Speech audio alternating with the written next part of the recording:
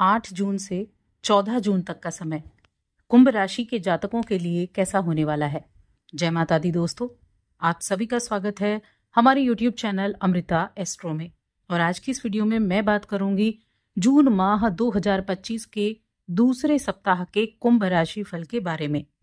इन 7 दिनों में ग्रहों की स्थिति क्या होगी, नक्षत्र क्या होंगे, योग क्या बनेंगे, कौन कौन से ग्रहों का राशि परिवर्तन होगा और इन सभी का जो प्रभाव है वो कैसे इन 7 दिनों को परिवर्तित करेगा। तो सारी जानकारी आपको इस वीडियो में विस्तार से मिलने वाली है। तो देखिए, अगर हम सप्ताह की बात करें तो इस सप्ताह में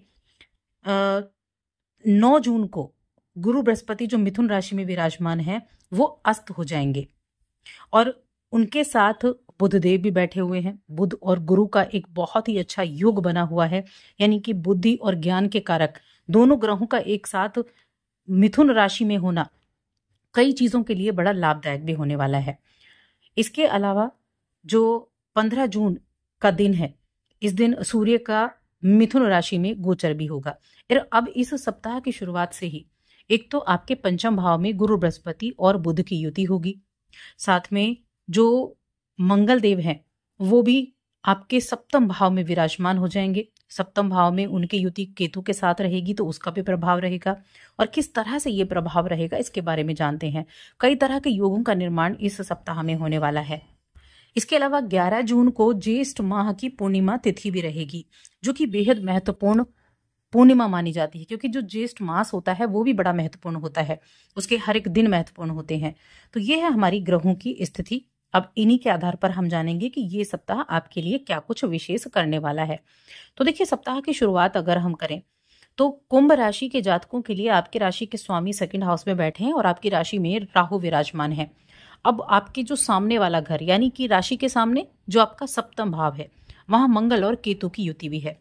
वैसे तो मंगल और केतु अंगारक योग बनाते हैं, जो वैवाहिक जीवन के लिए तो अच्छा नहीं है, लेकिन हाँ, साथ ही साथ एफर्ट करने के लिए बहुत अच्छा है कि आप एफर्ट अगर किसी भी चीज के लिए करते हैं, बिजनेस कर रहे हैं, उसके लिए आप एफर्ट करते हैं, तो वहां आपके लिए अच्छे योग बनेंगे।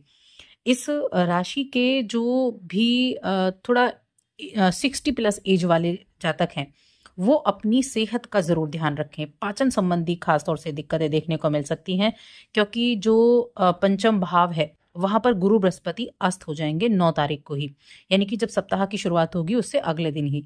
तो पेट संबंधी थोड़ी बहुत दिक्कतें आपको देखने को मिल सकती हैं, लेकिन उनके अस्त होने के बावजूद ये इसका रिजल्ट आपको अच्छा देखने को मिलेगा। अब यहाँ बुधदेव अपनी ही राशि में विराजमान है, जो कि कम्युनिकेशन का भाव राशि होती है। ये तीसरी राशि जो कि 3rd हाउस में आती है कालपुरुष कुंडली में। अब यहाँ इन दोनों ग्रहों का एक साथ बैठना आपकी बुद्धि से अच्छे काम कराएगा, यानी आप हर एक काम में अपनी बुद्धि का इस्तेमाल करेंगे, अपने ज्ञान का उपयोग करेंगे।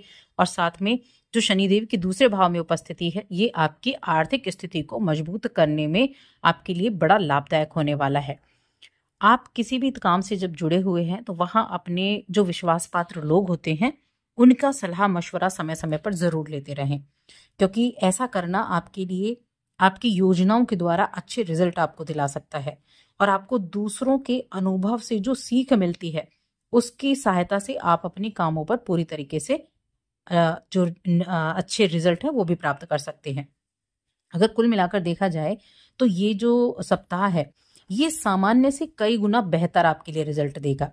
हालांकि धन संबंधी मामलों में कई बार आपको पैनी नजर बनाकर रखनी पड़ेगी, यानी कि आपको अपनी जो पैसों का लेन देन करना है उस समय आपको थोड़ा सावधानी जरूर रखनी होगी। लेकिन हाँ, आपको धन प्राप्त होने के बहुत अच्छे योग बनेंगे। अपने छोटे भाई बहनों के द्वारा आपको अच्छे धन की प्राप्ति हो सकती है। इसके अलावा भाई बहनों के साथ संबंध भी अच्छे रहेंगे। इस समय अवधि में आपके संतान का भी बहुत सपोर्ट आपको मिलेगा, उनके सपोर्ट से भी आप अपने काम में कुछ ना कुछ अच्छा कर पाएंगे। पंचम भाव शिक्षा का भाव भी है, तो शिक्षा के मामले में भी ये समय बहुत अच्छा रहेगा। और जो बिजनेस का डिपार्टमेंट है वो कौन सा है, सप्तम भाव है। सप्तम भाव, अब देखिए सप्तम भाव में तो मंगल और केतु की युति है और मंगल आपके एफर्ट दिखाता है, तो इसीलिए मंगल आपके, अगर आप सही दिशा में एफर्ट करते हैं तो उसके द्वारा आपको रिजल्ट दिलाएगा। केतु के साथ युति है तो थोड़ा एग्रेशन जरूर बढ़ा सकता है। तो जो भी पार्टनरशिप में काम कर रहे हैं जातक, वो थोड़ा सा अपने व्यवहार पर कंट्रोल करें।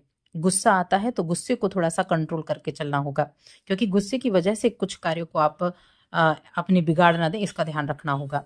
अब देखिए, जब सप्ताह की शुरुआत होगी ना, तो 9 जून का दिन, 10 जून का दिन और 11 जून का दिन, ये 3 दिन ऐसे रहेंगे जो आपके लिए हर एक काम में सफलता दिलाने वाले रहेंगे, यानी कि आपके कामों को पूरा करने के लिए बहुत उपयुक्त होने वाले हैं। और 14 तारीख को आपको थोड़ा सा सावधानी जरूर रखनी होगी। अपने कामों पर आपको थोड़ा सावधानी रखते हुए चलेंगे तो अच्छा रहेगा। अब देखिए, यहाँ पर हम बात करते हैं आपके रिश्तों के बारे में। तो कोई भी परिवार के बीच में अगर किसी भी तरह के किसी भी मुद्दे पर बहस चल रही है, तो वहां थोड़ा सा संयम से रहते हुए काम करना होगा। जैसा कि मैंने कहा, मंगल और केतु का योग है, जिसकी मंगल की दृष्टि आपकी राशि पर है। तो थोड़ा सा बस अपने क्रोध पर नियंत्रण रखना है, जिसकी वजह से कोई भी परेशानी ना हो। बाकी चीजें अच्छी रहने वाली है, चीजों को सुलझाते हुए दिखाई देंगे। इस सप्ताह में जो इस राशि के व्यापारी लोग हैं, वो अपने कारोबार को नई दिशा दे पाएंगे, नई दशा देख पाएंगे। जरूरत से ज्यादा जोखिम ना लें। जरूरत से ज्यादा जोखिम लेना कई बार होता है, ओवर कॉन्फिडेंस में आप उन चीजों के बारे में सोच विचार कर लेते हैं या डिसीजन ले लेते हैं जो आप जिन चीजों को आप संभाल नहीं सकते हैं। तो थोड़ा सा ध्यान रखें। बदलाव का दौर है और ये बदलाव आपके लिए अच्छा भी रहेगा, लेकिन साथ में दूसरों का सपोर्ट लेते हुए चलें। इस सप्ताह में शिक्षा के मामले में अगर देखा जाए, तो अगर आप बाहर जाकर शिक्षा ग्रहण करना चाहते हैं तो उसके लिए भी अच्छे योग आपके लिए बने हुए हैं। और कहीं किसी भी तरीके से विदेश यात्रा आप करना चाह रहे थे, तो विदेश यात्रा के अच्छे योग बने हुए हैं।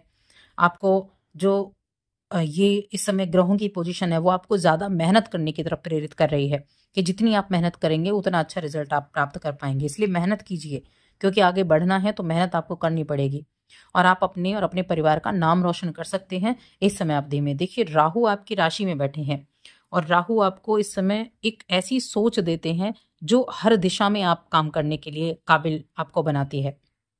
इस सप्ताह में जब आप रेगुलर किसी चीज से जुड़े हुए हैं, रेगुलर आप काम कर रहे हैं, तो उसमें आपको सक्सेस मिलेगी मिलेगी। आलस को त्यागना होगा, आलस को त्यागेंगे तभी आप आगे भी बढ़ पाएंगे। प्रेम जीवन के बारे में अगर बात की जाए, तो प्रेम जीवन के मामले में ये पूरा सप्ताह बेहद अच्छा होने वाला है, क्योंकि एक तो जो प्रेम के कारक कहे गए हैं शुक्रदेव, वो भी मेष राशि में विराजमान है और सूर्य देव आपके चौथे घर में बैठे हुए हैं। तो करियर के लिए ये पूरा सप्ताह आपके लिए बेहद अच्छा रहेगा।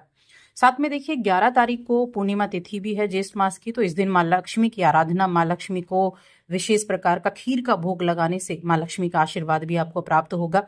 और हो सके तो इस दिन सत्यनारायण की कथा जरूर करें। आप खुद से भी सत्यनारायण की कथा पढ़ सकते हैं, उसका भी आपको बेनिफिट देखने को मिलेगा। वैवाहिक जीवन की बात की जाए, तो वैवाहिक जीवन के मामले में भी ये समय काफी अच्छा रहेगा। जो भी इस राशि के जातक किसी भी तरह फाइनेंस के काम से जुड़े हुए हैं, या फिर काउंसलिंग के काम से जुड़े हुए हैं, बैंकिंग के काम से जुड़े हुए हैं, स्टेशनरी के काम से, पत्रकारिता के काम से जुड़े हुए हैं, उनके लिए ये सप्ताह बहुत अच्छा होने वाला है। तो बस आज की इस वीडियो में इतना ही। वीडियो कैसी लगी हमें कमेंट करके जरूर बताएं।